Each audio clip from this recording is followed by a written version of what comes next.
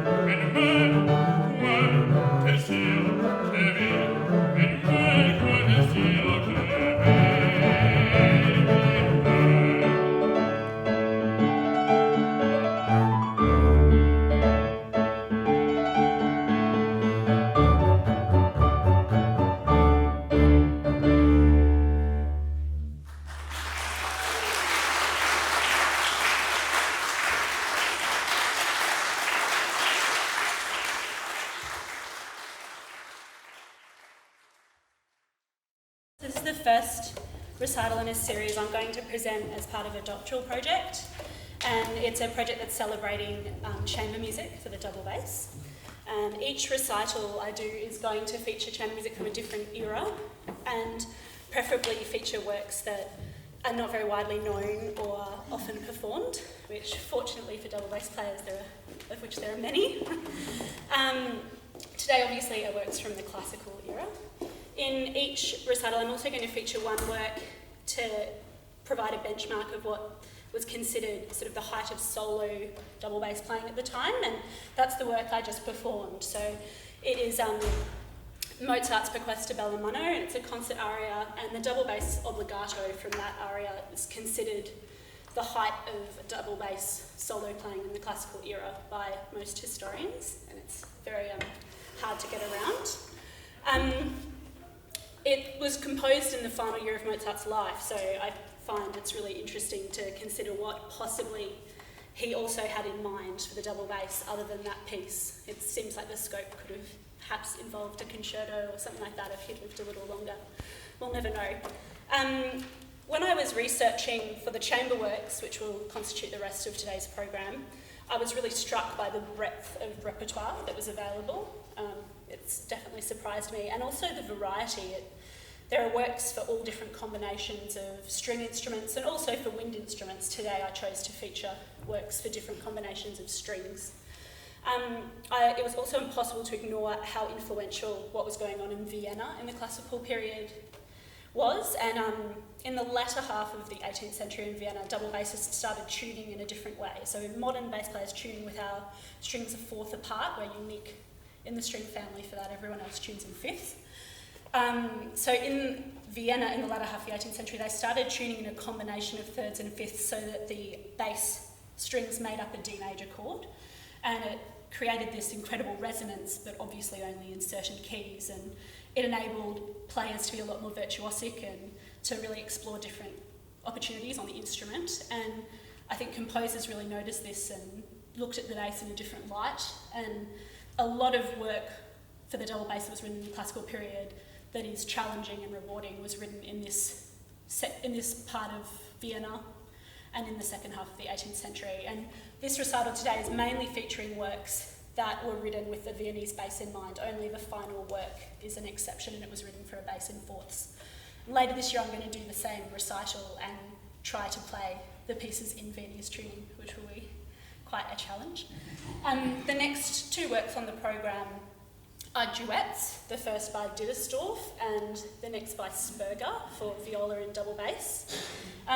Dittersdorf was very prominent in his day, but not really now.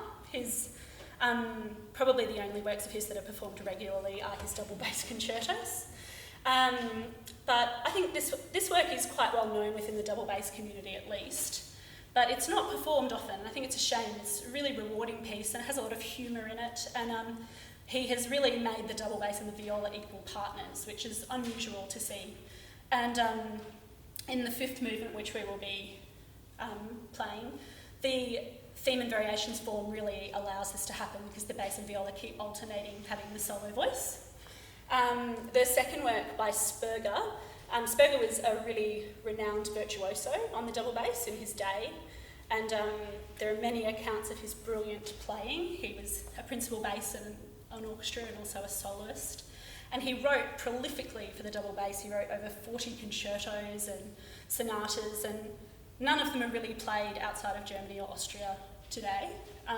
And I read a really interesting article by a double bass teacher and historian, Rodney Slatford, about why Sperger's music isn't played often. And he was saying that he thinks it was because he knew the double bass so innately in Viennese tuning that he wrote really specifically for that type of a bass, and that he just doesn't think his music works on the modern bass anymore. And he even went so far as to say that players who attempt to play Sperger in modern tuning will find it unapproachable and unsatisfactory. So hopefully those aren't the first words that will come to mind. It certainly is technically challenging.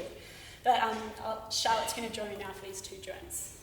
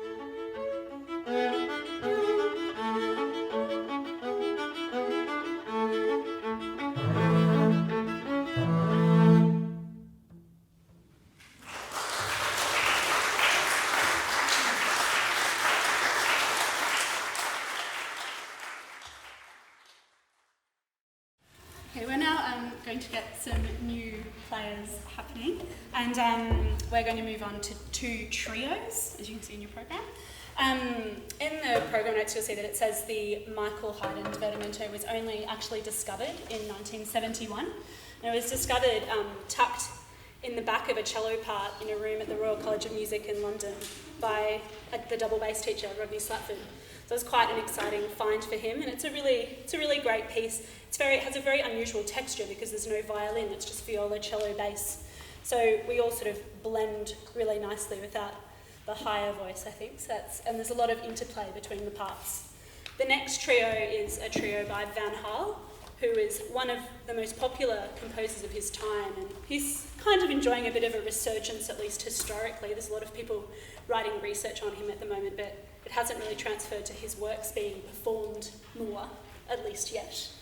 And the Van Hal, this trio I didn't know about until I started my research, but his double bass concerto is probably one of our most famous concertos, and in my opinion one of our best. It's a really beautiful work, so he was certainly a friend to the double bass. We'll be playing the second movement of a 5-movement divertimento, and he included 2 minuets and trios in this piece, but I think when you hear it you'll understand why I chose the first one, which is the second movement. And welcome Katherine and Tara.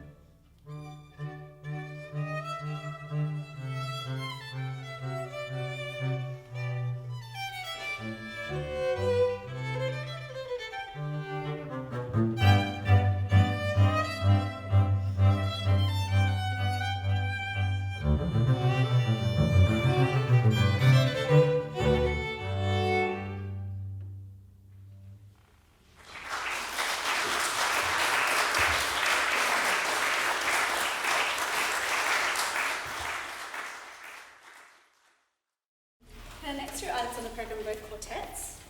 There is the Hofmeister Solo Quartet, the final movement, Rondo, and that's the second of a set of 4. And then a movement from a divertimento by Joseph Haydn. Hofmeister was not just a composer, he was also a really prolific music publisher, and he published all the greats in the classical period. But for some reason he didn't like publishing his works. So we have Spurger, who was featured earlier in the program, to thank for saving the 4 of these solo quartets in his private collection to be found a little bit later on. It's a really interesting quartet because Hofmeister has written the double bass as the leading solo voice. So it really changes the texture because the first violin occasionally shares with me but very rarely has her own moments, which is completely the opposite way around from normal. The Joseph Haydn divertimento is a more traditional sort of arrangement in terms of the bass being a bass line, although still having a very interesting and interactive part. Joseph Haydn was considered not only one of the most important chamber music composers of the classical period, but of all time. So I've always been a little bit disappointed with him that he included the double bass in so few of his chamber music works. And this work was only discovered in the 70s, as in the 1970s. It was discovered through a project that Alfred Planyavsky has started called the Vienna Double Bass Archive, and it was a project especially designed to uncover, perform, publish and record works of chamber music for double bass that have not yet been found. And it was found hidden away in a monastery in Upper Austria, and Planyavsky considers it the most exciting event that has happened in 30 years of the archive finding this quartet, so you can be the judge. So firstly the Hofmeister.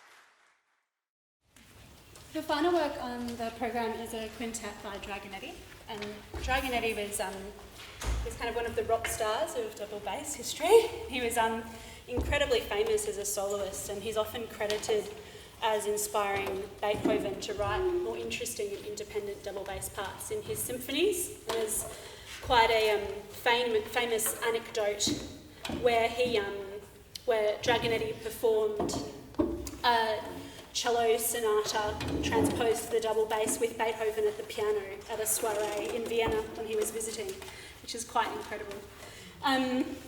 This quintet has only been recently discovered. It's one of many chamber works that Dragonetti wrote, including the double bass, and also quartets without double bass, just traditional string quartets. And they've been recently found in the manuscript room of the British Museum, and an American double bass historian and player has been bringing them to life, and he's started a project that will probably take him a very long time, where he wants to perform and record and publish all of the chamber works. This is one of the few that he has already both published and recorded. When I purchased the manuscript off his website, within an hour he had emailed me back introducing himself and saying that he was completely amazed that someone in Australia had bought the music and heard about what he was doing.